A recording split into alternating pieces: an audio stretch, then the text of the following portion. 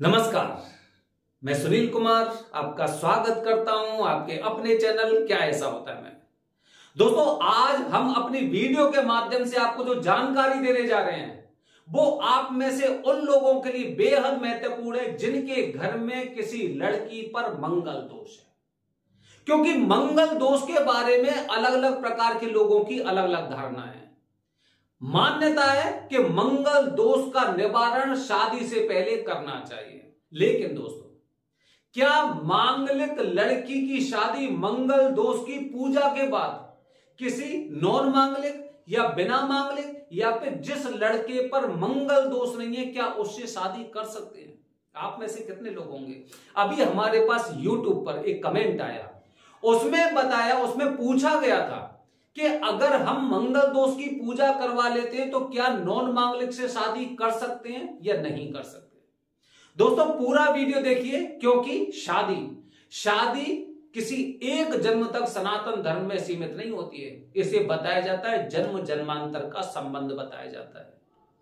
जब लड़की की शादी होती है तो पिता के घर से असली वो अपने ससुराल में पहुंच जाती है, वही उसका एक अंतिम घर होता है। इसके बाद ऐसा नहीं कि वहां से कहीं और, वहां से कहीं और, वहां से कहीं और। यह पाश्चात्य संस्कृति नहीं है, सनातन धर्म है। यहां पर लड़की की डोली जब उठ जाती है तो उसके पश्चात वो जिस घर में उसकी शादी हो जाती है वही उसका अंतिम घर माना जाता है। अब दोस्तों, क्या होता है कि हमारे मन में कुछ ऐसे सवाल होते हैं, हम कुछ जाने अनजाने में कुछ ऐसी गलतियां कर देते हैं जिसका खामियाजा हमारे परिवार की, हमारी बेटी को उठाना पड़ता है, उस लड़की को उठाना पड़ता है। क्योंकि वो तो कुछ नहीं जानती, लेकिन उसके माता पिता शायद अंधकार में थे, शायद उनको जानकारी का अभाव नहीं था, या फिर उनको गलत जानकारी दी गई। दोस्तों, सोचिए कि अगर मांगलिक लड़की है, लड़की पर मंगल दोष है, तो पूजा करने के बाद क्या वो नॉन मांगलिक से या बिना मांगलिक से शादी कर सकती है? अगर ऐसा होता तो मान्यता क्यों होती? हमारे आसपास के क्षेत्रों में या फिर अपने आसपास के क्षेत्रों में भी आप देखना, उसमें बताया जाता है कि मांगलिक लड़की की शादी के लिए मांगलिक लड़का जरूरी है ये बताया गया। किसी ने ये नहीं कहा है कि पूजा करवा लो, पूजा के बाद नॉन मांगलिक से शादी कर लो, किसी ने भी नहीं कहा है। अब दोस्तों, क्या होता है, अब हमें ये जानकारी नहीं है कि पूजा के बाद मंगल दोष की पूजा करवा ली, अब नॉन मांगलिक से शादी कर लेते, ये पता नहीं है। अब क्या होता है, काफी लोग क्या कहते हैं, आपने पूजा करवा ली, अब किसी से शादी कर सकते हैं, आपने पूजा करवा ली, मंगल दोष खत्म हो गया और अब इस प्रकार की कोई समस्या नहीं। काफी लोग तो ऐसे होते हैं जो उज्जैन तक पहुंच जाते हैं। लोग बताते हैं कि उज्जैन में मंगल दोष की पूजा करके आइए, वहां पर पूजा करके आते हो, पूजा करने के पश्चात जब उनसे पूछा जाए तो कहते हैं ठीक है, कोई बात नहीं, मंगल दोष खत्म हो गया। या फिर वो आपको संतुष्टिदायक जवाब नहीं दे पाते हैं कि करना क्या है, अगर हम ऐसा कर सकते हैं या नहीं कर सकते, या फिर मंगल दोष पूजा फिर करने की आवश्यकता क्या थी? दोस्तों, तो ये ऐसे सवाल होते हैं। दोस्तों, सबसे पहले आप अपने मन में ना कुछ चीजों को फिट करके रखिए। जानकारी आपको भी होनी चाहिए, जानकारी आपको होना बेहद जरूरी है, क्योंकि बेटी आपकी है, पंडित जी की बेटी नहीं है, वो किसी और की बहन नहीं है, किसी और की पुत्री नहीं, वो आपकी पुत्री और आपकी जिम्मेदारी होती है। जिस प्रकार आप अपनी बेटी के संबंध के लिए या अपनी बहन के संबंध के लिए लड़के वाले के परिवार की पूरी, कहते ना, उसकी तह तक पहुंच जाते हैं। लड़का क्या करता है, कहां तक पढ़ा लिखा है, घर कैसा है, कच्चा है, पक्का है, कितने भाई हैं, कितने बहन हैं, प्रॉपर्टी कितनी इनके पास, सारी जानकारी आप भी कर देना। तो आप फिर इसके बारे में क्यों नहीं सोचते कि बेटी की कुंडली में मंगल दोष है, बेटी की कुंडली में मंगल दोष है, या फिर किसी प्रकार का दोष है, मैं मंगल दोष की बात कर रहा हूं। तो इसके लिए मुझे जब तक पूरी तरह से जवाब नहीं मिलता है, जब तक मैं इसकी गहराई तक नहीं पहुंच पाता हूं कि बेटी का मंगल दोष पूजा करने में उज्जैन आ जाता हूं, उज्जैन में मंगल दोष की पूजा करवा लेता हूं, क्या मैं उसके पश्चात ये शादी किसी लड़के, ऐसे नॉन मांगलिक लड़के से कर सकता हूं या नहीं कर सकता हूं, ये आपकी जिम्मेदारी होती है।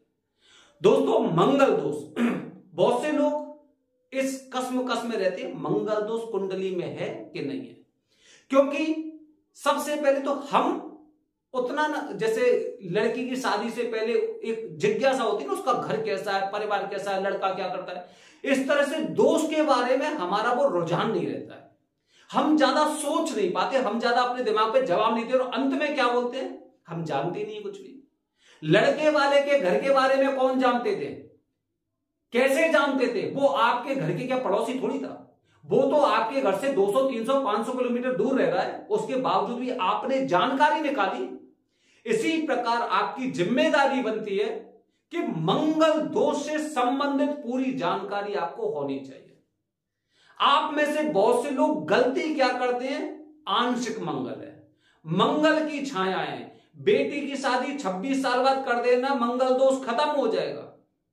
किसी एक ने कहा, संतुष्टि मिल गई, ठीक है कोई बात नहीं, घर पे बैठे और भी तो काम करने, ये काम इतना जरूरी थोड़ी है। क्योंकि हम सभी लोग इन सब चीजों को जिम्मेदारी से देखते नहीं है। हमने अपने वीडियो में आपको बताया कुंडली का पहला, चौथा, 7वां, 8वां और 12वां भाव, इन 5 भाव में अगर मंगल देव बैठे हुए हैं तो मांगलिक है, और अगर नहीं है तो मांगलिक नहीं है। ये एकदम कटु सत्य है, इसमें आंशिक और छाया का कोई लेना देना नहीं है। क्योंकि मंगल अगर पहले भाव में बैठे हैं तो बैठे हैं, और नहीं है तो नहीं है। मतलब मंगल दोष है या नहीं है, केवल हां या ना में इसका जवाब होता है। इसमें आंशिक है, हल्का है, थोड़ा है, नीच का है, कुछ नहीं होता है। तो सबसे पहले इन सब चीजों से बाहर निकलिए कि आपकी बेटी के बारे में अगर कोई ये कहता है कि मंगल की छाया है, आंशिक मंगल है, तो ऐसे ब्राह्मण से दूरी बना के रखिए, क्योंकि ये खुद नहीं जानते तो आपको क्या जानकारी देंगे, पहली बात। दूसरी बात दोस्तों, कि जब हमें पता चल जाता है कुंडली में मंगल दोष है, तो उसके पश्चात आप उनसे स्थान की पूछिए। स्थान दोस्तों, जैसे कि पुराना मंगलनाथ मंदिर, जहां से मंगल की पूजा की शुरुआत हुई थी, मंगल दोष निवारण की पूजा की शुरुआत हुई थी, मंगल भात पूजा की शुरुआत होती, ये वही स्थान है समस्त पूरी सृष्टि में एकमात्र ऐसा स्थान जहां से मंगल की पूजा शुरू हुई थी, और यहां पे पूजा करने से मंगल का दोष खत्म हो जाता है। अब आपसे किसी ने बोला शादी के टाइम पर और यहीं पर हम पूजा कर देंगे, आपने जिम्मेदारी नहीं दिखाई। आपको जो जिम्मेदारी अपनी बेटी के लिए दिखानी चाहिए, जिस तरह से आपने लड़के का पूरा एकदम हिस्ट्री चेक कर ली, वो वहां तक पढ़ा हुआ है, वहां पे नौकरी लगी हुई है, वहां पे काम करता है, अकेले काम करता है, घर परिवार बहुत अच्छा है, समाज में बहुत अच्छी इज्जत है, इस प्रकार से आपने मंगल से संबंधित जानकारी जिम्मेदारी से नहीं ली। आप सोच रहे हैं आप अपनी बेटी की जिंदगी से खिलवाड़ कर रहे हैं, खिलवाड़ कर रहे हैं आप। क्योंकि अगर आपसे किसी ने कहा है कि यहीं पे शादी के समय पे आप उसकी पूजा करवा देना और मंगल दोष खत्म हो जाएगा, तो ऐसे भी ब्राह्मणों से आपको दूरी बना के रखनी चाहिए। बल्कि आसपास भी आपको बताना चाहिए कि ये इन ब्राह्मण से कोई ऐसा काम करने की जरूरत नहीं है, क्योंकि कहीं ना कहीं अगर पीड़ा होगी अंत में तो मुझे पीड़ा होगी, क्योंकि बेटी मेरी है, बहन मेरी है। तीसरी बात बता रहा हूं दोस्तों, जब आपको पता चल जाता है, आपके पंडित जी, आपके गुरु जी आपको बता देते हैं कि लड़की पे मंगल दोष है, पूजा उज्जैन में करनी चाहिए, आप उज्जैन पहुंच गए। उज्जैन पहुंचने के पश्चात पूजा आपने करवाई, मंगल दोष की पूजा करवा ली, बहुत अच्छी तरह से पूजा करवा ली। आपने सोचा मंगल दोष खत्म होना चाहिए, बेटी का सवाल है, हल्का फुल्का सवाल नहीं, बेटी का सवाल है, जीवन का सवाल है। क्योंकि पिता का कर्तव्य होता है कि अगर बेटी अपने ससुराल में दुखी रहती है तो उस पिता को नरक की प्राप्ति होती है। आप शास्त्रों में इस बात को पढ़ सकते हैं। बेटी जितना खुश रहेगी पिता को वही स्वर्ग प्राप्त होता रहता है, क्योंकि बेटी के प्रति पिता का ये कर्तव्य दायित्व होता है। अब दोस्तों क्या होता है कि आप उज्जैन में पहुंच गए, आपने बहुत अच्छी पूजा करवा दी, बहुत अच्छी पूजा करवाई, पता चला ये उज्जैन की सर्वश्रेष्ठ पूजा है, जो एक उद्देश्य से एक बार, यहां पे उज्जैन में एक पूजा है 11,000 रुपए वाली, ये यहां की नहीं बल्कि पूरी सृष्टि की सर्वश्रेष्ठ पूजा है। एक उद्देश्य के लिए पूरे जीवन में एक बार ही काफी है। अब क्या हुआ, वहां पे हम गए, वहां पे जाने के बाद गुरु जी ने 11,000 रुपए लिए, पूजा करवा दी। उसके बाद हमने पूछा कि गुरु जी ये बताइए कि क्या आप अपनी बेटी की शादी नॉन मांगलिक से कर सकते हैं, बिना मांगलिक से कर सकते हैं, या फिर मांगलिक लड़का ही जरूरी है। अगर गुरुजी आपसे कह रहे हैं कि आप किसी से भी शादी कर सकते हैं, पहली बात।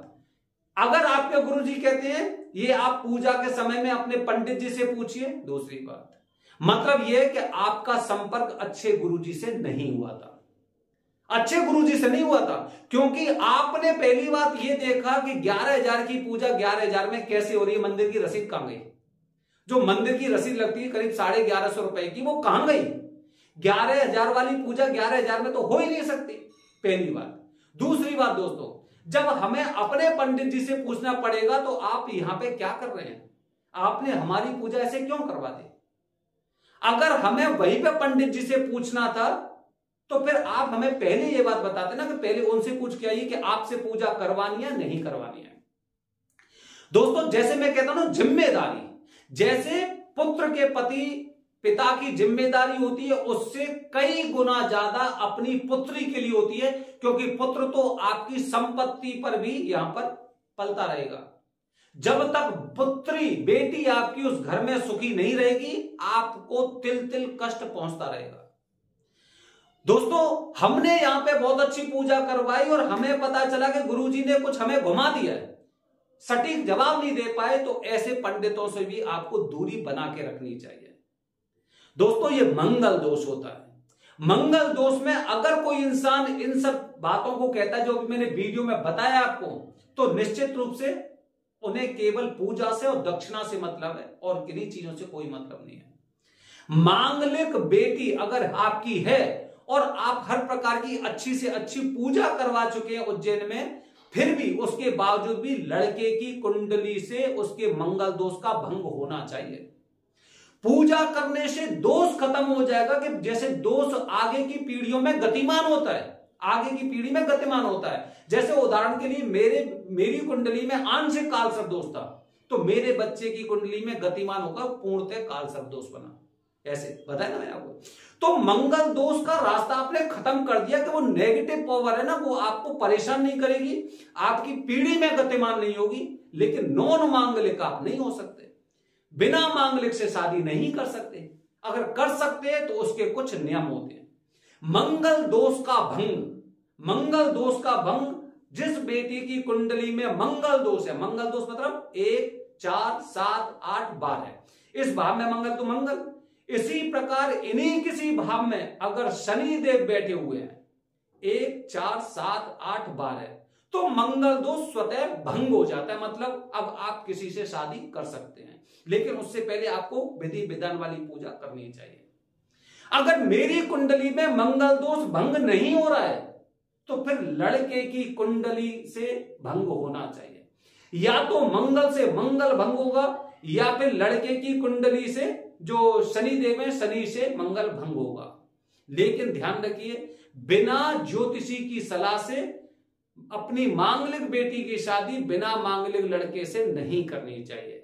जब तक मंगल दोष भंग नहीं हो तब तक इस शादी का कोई मतलब नहीं बनता है, चाहे भले ही लड़का राजा हो। ये हमने लोगों की कुंडली देखी है, उनसे हमने खुद देखा है। कुंडली के अनुसार या तो पत्नी बीमार रहती है या फिर कुछ और समस्या होती है, बाकी हमने और भी चीजें सुनी है। तो दोस्तों ध्यान रखिए कि अगर आपकी बेटी आपकी बहन अगर मांगलिक है, उस पर मंगल दोष है, ये कुछ अलग अलग चीज नहीं है, ध्यान रखिए। काफी लोग तो अलग अलग भी बता देंगे, ये मांगलिक है, मंगल दोष है, मंगली है, ये मंगला है, कुछ इस तरह से बताते ना। वो सब कुछ नहीं, एक ही चीज है, केवल लोगों को भटकाने के लिए ऐसी चीजें बताई जाती हैं। तो अगर किसी लड़की की कुंडली में मंगल दोष है तो पिता की जिम्मेदारी बनती है कि कैसे लड़के से उसकी शादी की जाए।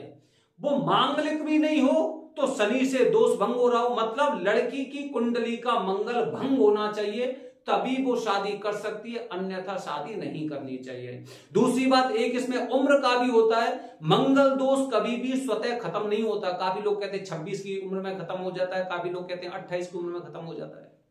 बिल्कुल विश्वास मत करिए, बस एक बात मान के चलिए, एक बात समझ के रखिए, जीवन का सवाल है, इसमें 0% रिस्क नहीं लेनी है। मैं भी कह रहा हूं, मेरी बातों को भी किसी अच्छे ब्राह्मण से पूछकर आपको अपनी बेटी की शादी करनी चाहिए, ये मैंने आपको मोटे तौर पर बताया है।